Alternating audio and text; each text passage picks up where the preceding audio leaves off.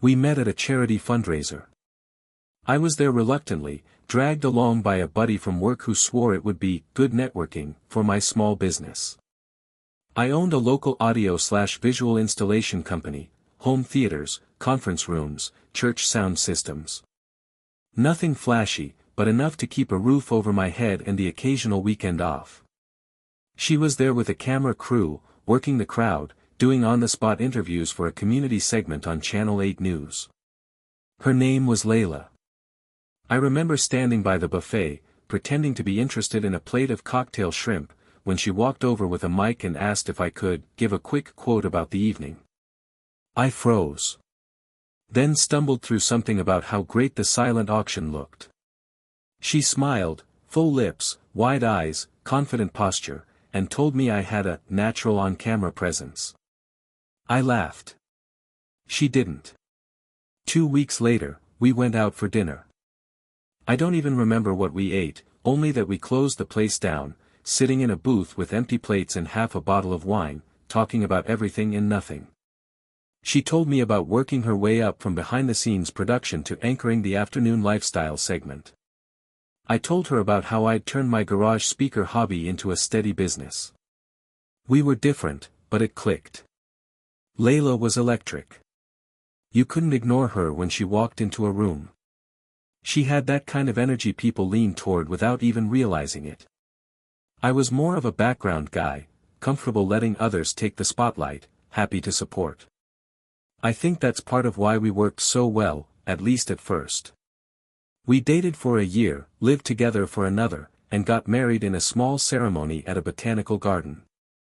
She looked like she belonged on a magazine cover, sleek dress, hair pinned perfectly, that same confident smile that first stopped me cold. I remember feeling lucky. Like I had somehow stumbled into a life I never imagined for myself. After the wedding, we moved into a house in a quiet neighborhood, 30 minutes outside the city. Layla kept climbing the ranks at the station. I kept building the business. Eventually, I hired 2 employees, took on bigger projects, started getting referrals from higher-end clients. She went from midday filler spots to co-hosting the evening segment on local news. People recognized her when we were out. Sometimes they'd ask for photos. She never said no. We had 2 kids, Aiden and Mia. 4 years apart. She went back to work quickly after both births, which I didn't mind. It was who she was. Driven, restless, always on to the next opportunity. I ran point at home a lot, daycare pickups, bath time, homework, late-night fevers. I wasn't keeping score. I just figured that was how things worked when one person had the more demanding schedule. And anyway, I loved being a dad. Life was busy, but it moved in rhythm. We had our routines, cereal mornings, bedtime stories, Friday night pizza, weekend errands. Layla filmed segments at the station or out in the field, sometimes worked weekends or evenings depending on breaking news or seasonal events. I didn't question it. She loved her work. I respected that. If someone had asked me then how we were doing, I would have said, solid. We weren't perfect. Who is? But we had a home, 2 great kids, and careers that gave us purpose. From the outside, we looked good. From the inside, I thought we were doing just fine. Marriage with Layla was never boring. That's one of the things I always admired about her, she brought momentum into everything she did. If something needed doing, it got done. If something exciting was on the horizon, she'd already be 3 steps into it before I even caught up. She lived in motion. And in a way, I liked that. It kept things fresh. Made life feel like it was always moving forward. We fell into our roles without much discussion. She focused on the career side of things. I held down the house and kept the kids grounded. When Aiden started preschool, I was the one in the drop-off line most mornings. When Mia had her first ear infection, I was the one waiting in the pediatrician's office, rocking her to sleep in my lap. I didn't resent any of it. It felt good to be needed like that. I knew Layla appreciated it, even if she wasn't always great at showing it. She was busy, and I didn't expect a trophy for being a present father. Her job ramped up over the years. By the time Aiden hit second grade, Layla had landed the prime spot on the station's afternoon segment, a mix of soft news, interviews, and entertainment. Light but clean, she'd say. Her co-anchor changed a few times, but she always stayed steady. Her face was on billboards now, part of promotional spots. She hosted charity events, was invited to galas, and sometimes got booked for small endorsement deals, usually local businesses or causes. I wasn't jealous. That kind of life didn't appeal to me. I liked being the guy behind the scenes. I kept our roof in shape, handled the bills, managed the schedules, made sure there were groceries in the fridge and gas in the car. She made things look glamorous. I made sure they kept running. We had our routines, and they worked for us. Layla's schedule at the station was packed, especially during the week, but weekends were our time to reset. Saturday mornings usually started with pancakes or waffles. Mia insisted on adding sprinkles to the batter, which made a mess but kept her happy. Layla would still be in her robe, sipping coffee and reviewing notes on her tablet for the next segment. She liked having her notes ready early, even for fluff pieces. That was her, organized and a little intense, but always prepared. When she wasn't working, she loved doing little local outings with the kids. Children's museums, book fairs, Saturday farmers markets, things where she could still be present without completely unplugging. We'd take turns planning weekends depending on her schedule. She was definitely the more fun parent, but I didn't mind that either. I knew the stuff I did, packing lunches, remembering picture day, fixing the toilet that wouldn't stop running, mattered too. Layla always looked sharp, even off camera. That was just her thing. She'd joke that it was part of the brand, but I knew she just liked taking care of herself. She never did the whole sweatpants and bun look unless she was sick. Even when we were just watching movies on the couch, she looked camera ready. I'd tease her about it sometimes, and she'd smirk and tell me she'd die before getting caught looking like a slob. And honestly, it was kind of fun being married to someone who always had something going on. Her energy pulled people in. It pulled me in. There was always a story, always a funny moment from work, or a weird call from a viewer, or some awkward celebrity guest she had to charm on air. I liked listening to all of it. I liked hearing about her world. Our lives were busy, sure, but not in a way that ever felt out of control. We had 2 good kids, a house that felt like home, and 2 careers that gave us a sense of purpose. It wasn't flashy. It wasn't perfect. But it was ours. By the time we hit our 8th year of marriage, things were humming along in a predictable, structured kind of way. Layla had fully settled into her role at the station. She was hosting the City Spotlight segment, airing every weekday at 4 p.m., covering everything from local small businesses to trending lifestyle stories. It wasn't hard news, but it had a loyal following, and the producers had given her more creative input.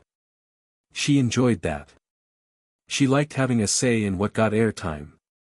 She talked about her director a lot, Mark. He'd been promoted to overseeing the lifestyle and entertainment segments a year or so back. I'd met him once or twice at station parties. Tall, mid-40s, confident in that TV professional sort of way. He had a permanent Bluetooth headset in his ear and always seemed half distracted, like he was directing a scene even while holding a drink. Layla said he was sharp and easy to work with, and that he trusted her instincts, which she appreciated. I didn't think much of it. Work talk was part of our daily conversation, just like I'd talk about a complicated install or a difficult client of my own. The kids were growing fast. Aiden was into robotics and building things, Legos, marble runs, anything with gears or switches. Mia was more creative. She spent hours drawing, cutting out paper crowns, or performing little shows in the living room while Layla filmed her for social media. People loved those clips. Mini Layla, they called her. Same expressive face, same sense of stage presence. I'll admit, it was fun seeing how people responded. Even neighbors and teachers started saying things like, "Oh, I saw Mia in your wife's post, she's such a character." Family life kept us busy, but we still had a social circle. Layla had her work friends, people from the station, PR folks, sponsors, a few recognizable names from local media. I had my crew, mostly guys I'd known since college, a few other dads from Aiden's school. We didn't do fancy date nights often, but we got invited to a lot of events through Layla's work, and every now and then we'd go out for drinks or a fundraiser gala. She always looked incredible at those things. She'd walk into the room and people would turn their heads. I never got tired of that. Sometimes I caught people watching me during those events. Like they were wondering how I ended up with her. I didn't take it personally. It was just obvious, we were built differently. She had poise. Presence. She knew how to work a room. I was more laid back, quieter, always happier in the background. But she'd always circle back to me, hand on my arm, smile, call me, babe, in that soft, practiced voice of hers. We made sense in our own way. At least that's what I believed. Looking back, I think I had come to see our marriage as something solid. Busy, yes. Sometimes stretched thin. But solid. We had a system, and it worked. She had her world, I had mine, and we met in the middle every evening over dinner, homework, and whatever streaming show we were half following that week. It was ordinary in all the right ways. The last few months had started to feel busier than usual. Nothing out of the ordinary, just the general chaos of a household with 2 kids, 2 jobs, and not enough hours in the day. Layla's show was going through what she called a revamp, and her schedule had been shifting a little more than normal. It wasn't a surprise, the station was trying to pull in a younger audience and had started adding more on-location pieces, interviews with small business owners, even short sponsored segments. It made sense that it came with extra hours. She'd started going in earlier some days. Not every day, just here and there. She'd mentioned something like, "Mark wants us to test a new format before the crew shows up," or, "We're doing a lighting reblock, so I need to be there before makeup." All of that tracked. Production people always worked weird hours, and I'd never known Layla to slack when it came to her job. If anything, she was probably pushing herself harder than she needed to. I didn't think twice about it. At home, things still ran smoothly. I handled most of the morning chaos, packing lunches, double-checking backpacks, making sure Mia didn't leave the house in her pajamas. Layla would usually kiss them on the forehead as she headed out, coffee in hand, already half on air in her head. I kind of liked that about her, how she could be laser-focused on work and still manage to remember who needed what for show and tell. The one strange moment happened on a Tuesday. I was on my lunch break and had to swing by home to grab a measuring tape I'd forgotten in the garage. Nothing dramatic. The house was quiet, Mia was at preschool, Aiden at school, and Layla had already left hours earlier. When I walked into the kitchen, her tablet was still open on the counter. It was mid-video, paused on a scene that looked like a studio rehearsal. Not unusual, she often reviewed her segments after shooting. But this one wasn't from a live broadcast or anything I recognized. It looked more like a raw behind-the-scenes clip. What caught my eye wasn't what was on the screen, it was the timestamp. The file was created at 5:52 a.m. that same morning. That was odd, only because she'd told me she wasn't due in until 8. I remembered, because she'd said it over breakfast while glancing through emails. "Easy start today," she said. I might actually have time to breathe. I closed the tablet without thinking too hard about it. Maybe she'd gotten a call and headed in earlier. Maybe something came up with the morning crew. It wasn't like I was clocking her hours. Still, the fact that she hadn't mentioned it felt off. Just a little. I didn't say anything when she got home that evening. We were both juggling dinner and spelling tests, and by the time the kids were in bed, we were too tired to do much more than crash on opposite ends of the couch. But that moment stayed in the back of my head, not big enough to worry me, but strange enough to remember. About a week after the early morning tablet thing, I mostly forgot about it. Or, I stopped turning it over in my head. Life stayed busy, and with the kids' school projects ramping up and a couple bigger jobs coming through on my end, I didn't have time to sit around wondering why she might have headed in early. That's just how her job was, things shifted last minute. Always had. But then there was the thing with the dress. We were getting ready to go to a local fundraising dinner she'd been invited to through the station. It was the kind of thing we usually went to as a couple, small-town glitz, some wine, some speeches, handshakes, a few auction baskets. Nothing formal, but people still dressed up. That night, Layla came downstairs wearing this deep red wrap dress I'd never seen before. It looked great on her. No question. She knew how to wear things that played to the camera and the crowd. But what caught me off guard wasn't the dress, it was the fact that she'd already worn makeup. Full face. Hair done. Usually, she did that last, after we got the kids settled with my parents or the sitter. This time, she was completely put together before I'd even changed my shirt. I said, "Wow, you look amazing." New dress, and she barely glanced at me before checking her earrings in the mirror by the front door. "Oh, this? I've had it for a while," she said. "Just don't get to wear it much." That was fine.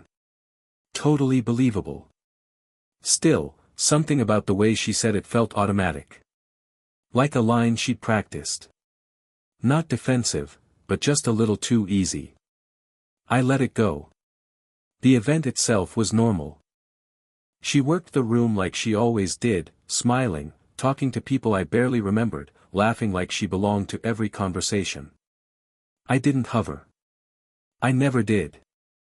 I stood by the bar, made polite chat with other husbands, watched her from a distance.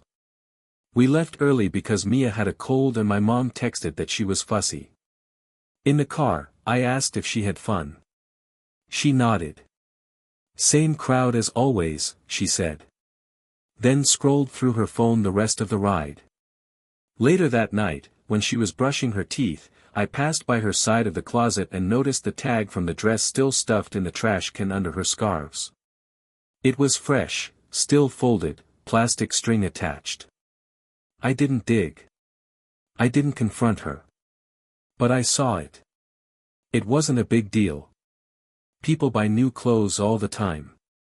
And maybe she forgot she said otherwise. Maybe she just didn't want to make a thing of it. Still, I remembered her exact words, "I've had it for a while." Not, "I just bought it." Not, "It's new." She'd lied about something small. And that stuck with me more than I expected. It wasn't proof of anything. But it was another piece. And once you have a couple of those, you start noticing more.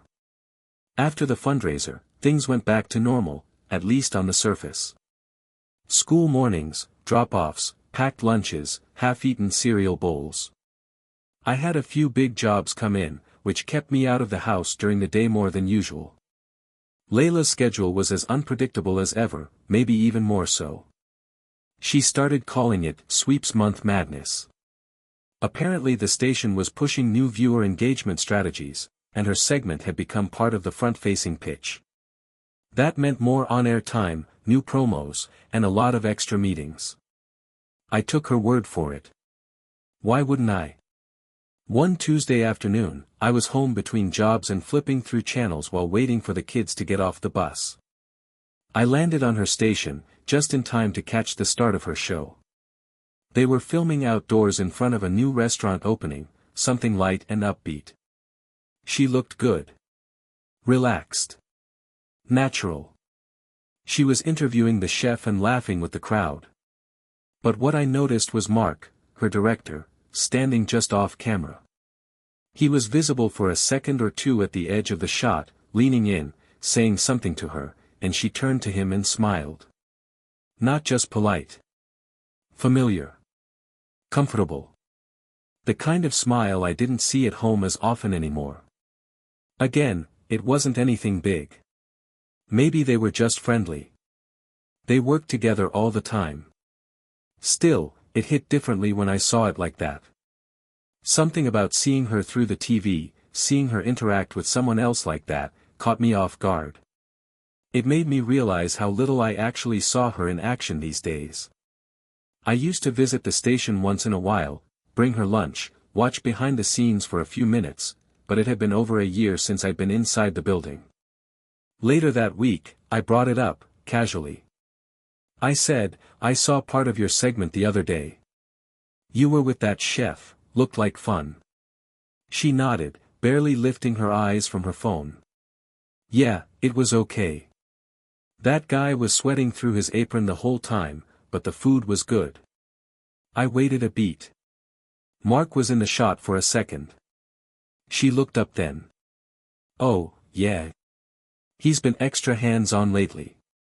Upper management's breathing down his neck. Everyone's on edge." I let it drop. No reason not to. But the following Friday, she texted me around 3 p.m. saying they had a post-segment debrief and she'd be home late. That was fine. I had the kids, I'd already prepped dinner. But something made me check the station's social media later out of curiosity. There wasn't a news segment posted that day, just a pre-recorded filler interview from earlier in the week. No signs of anything live. No post about a special shoot. That stuck with me. I didn't mention it. But it didn't sit right.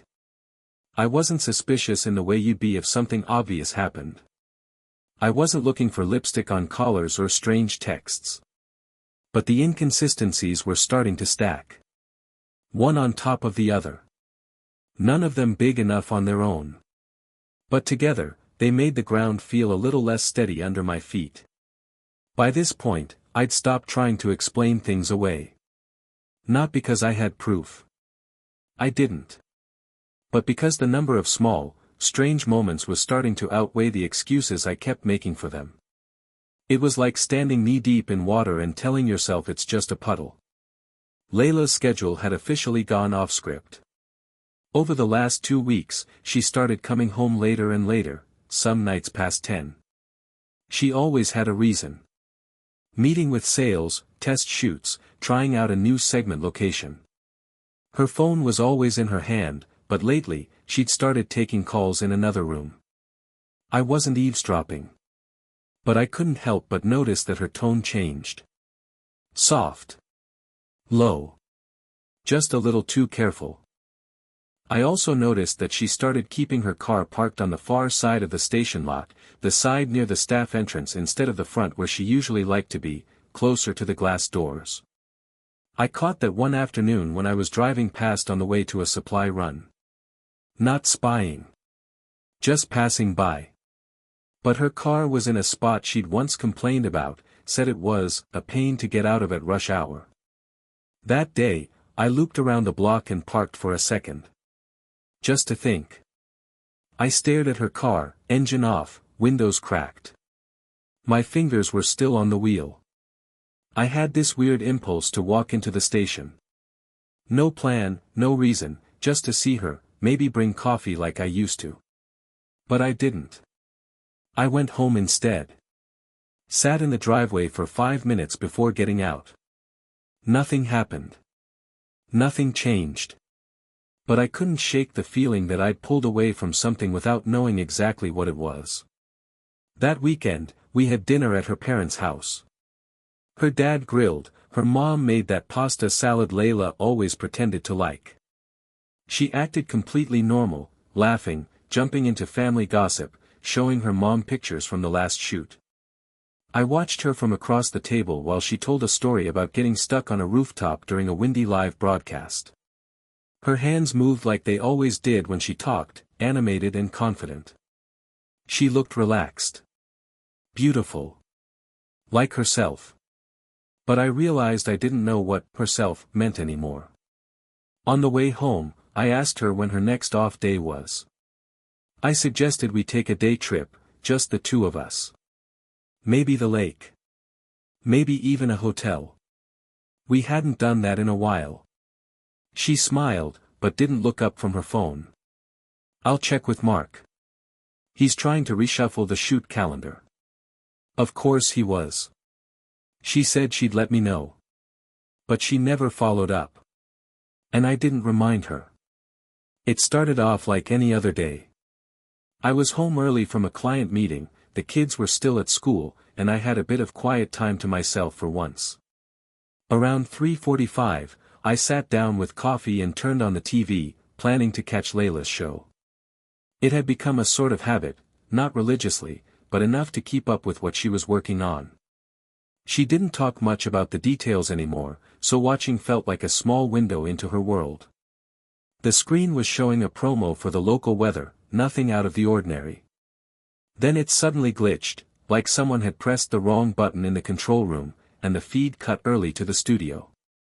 At first, I thought it was a behind-the-scenes moment. No audio, no title screen.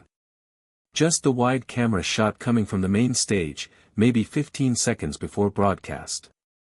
That's when I saw them. Layla was sitting on the couch set, where they usually start the segment, but she wasn't alone. Mark was next to her, not just nearby, but close. They weren't going over notes or prepping for the segment. She was sitting sideways, her knees tucked in slightly, and his arm was around her back. Not touching her shoulder. Not an accidental lean. Around her, comfortably. Her head rested lightly against his collarbone. They were quiet.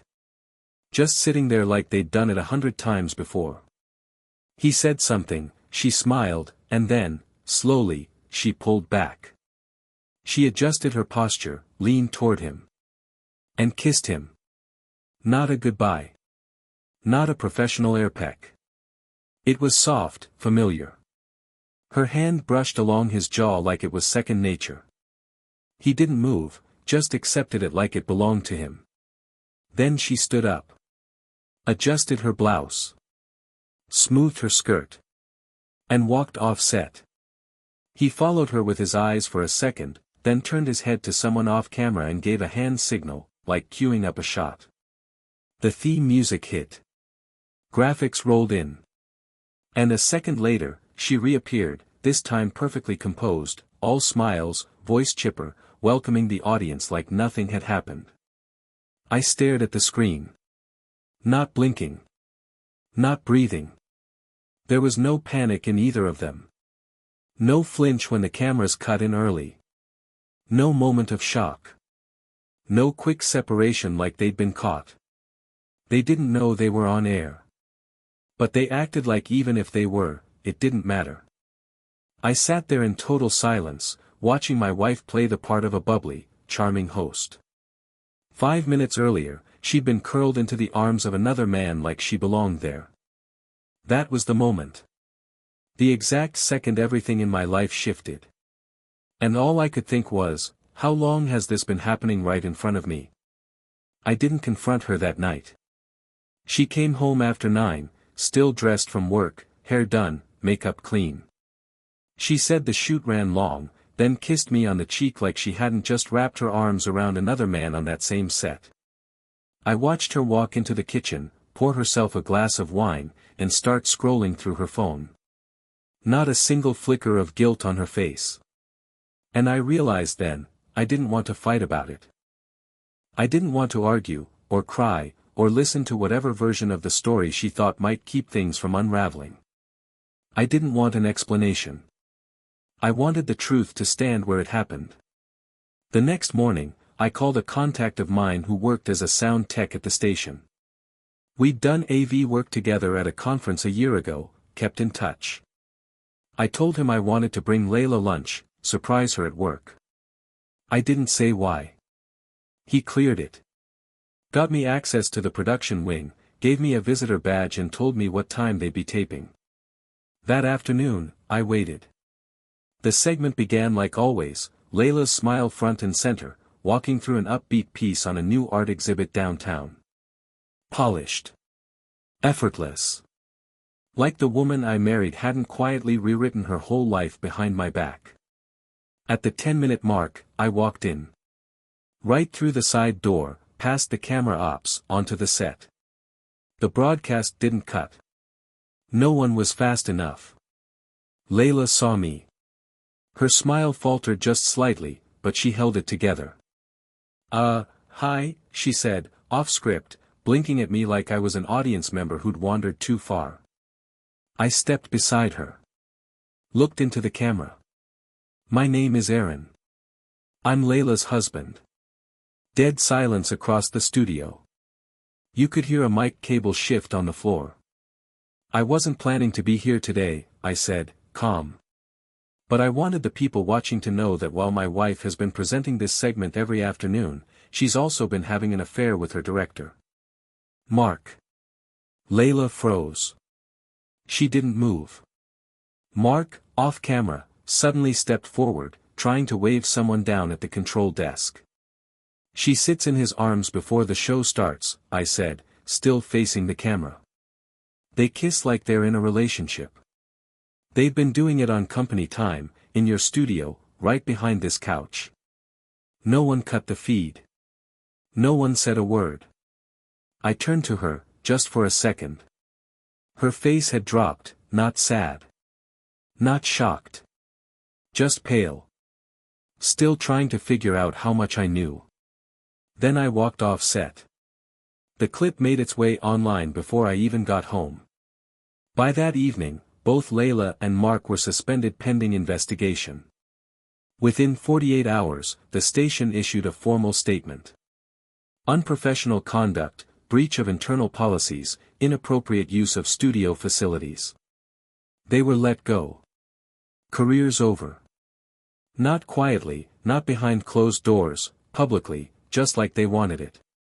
The part that mattered more than their jobs, though, came later. I filed immediately for full custody of our kids, citing neglect and her increasing absence from their daily lives. Not as a stunt. Not as revenge. Just the truth. She wasn't present. She hadn't been for a long time. And now, she wouldn't be allowed to drift in and out of their lives like she had mine. The station moved fast after the broadcast. By the following Monday, both Layla and Mark had been officially terminated. The language was stiff, violations of professional ethics, conduct unbecoming of on-air talent, and so on, but the message was clear, they were gone, and the station wanted nothing to do with the fallout. Viewers flooded the comments on every social media post, some demanding explanations, others just stunned by how quickly it all unraveled. For Layla, it wasn't just a job loss. It was an identity collapse. Her face had been on screens, posters, banners at charity walks. Her voice had been part of the background noise in people's living rooms for almost a decade. She'd built a name, a presence, a version of herself that the city recognized. And just like that, she became a headline. I didn't hear from her for a few days. She didn't come to the house. She didn't ask to see the kids. Maybe she didn't know what to say. Maybe she was still trying to figure out if she could fix any of it. Or maybe Mark had cut her off too once the walls came down. I never asked. Her lawyer reached out instead, softly at first. A request to meet.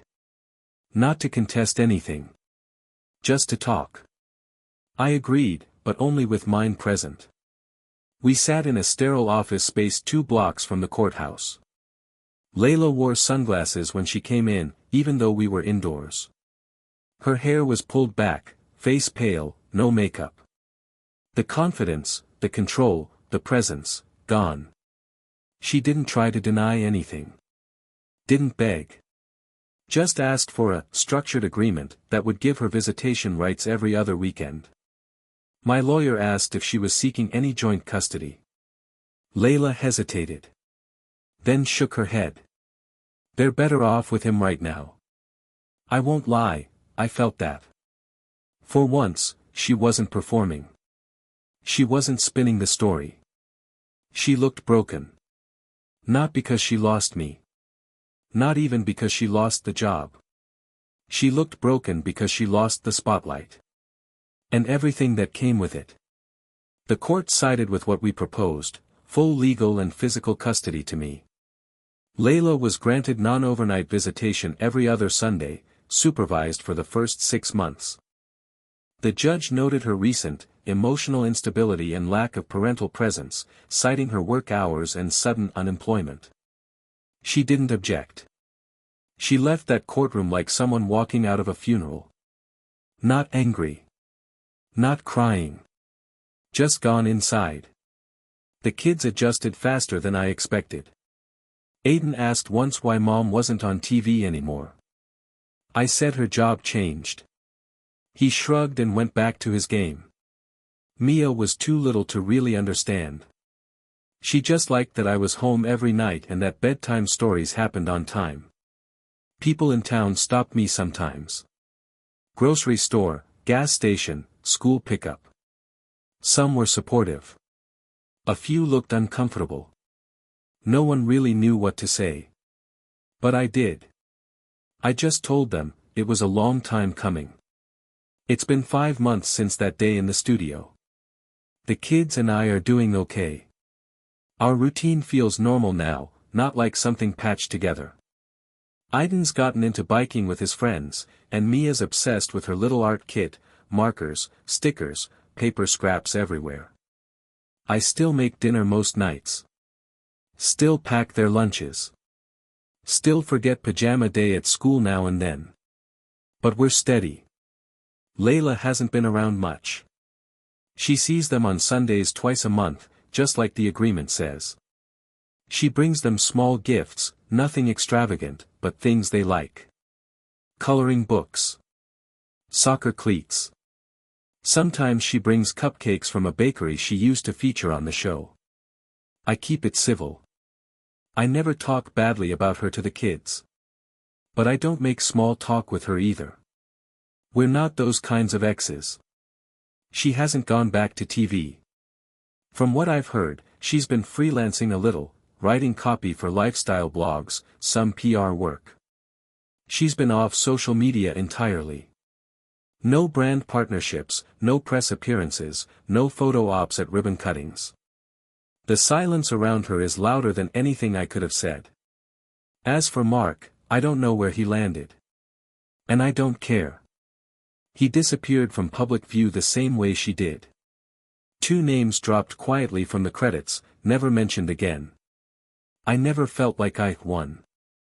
This wasn't a win. It was a correction.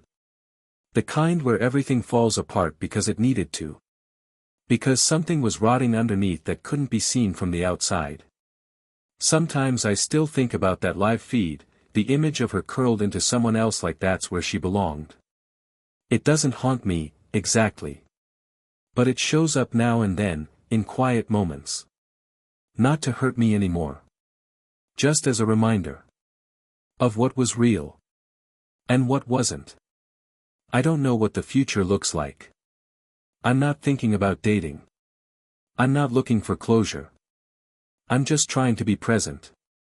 The kids still laugh when I burn pancakes. Still pile into bed with me on Saturday mornings. Still fall asleep to the sound of a movie I've seen 50 times. That's the life I'm in now. And for everything I lost, it's the part one never want to let go of.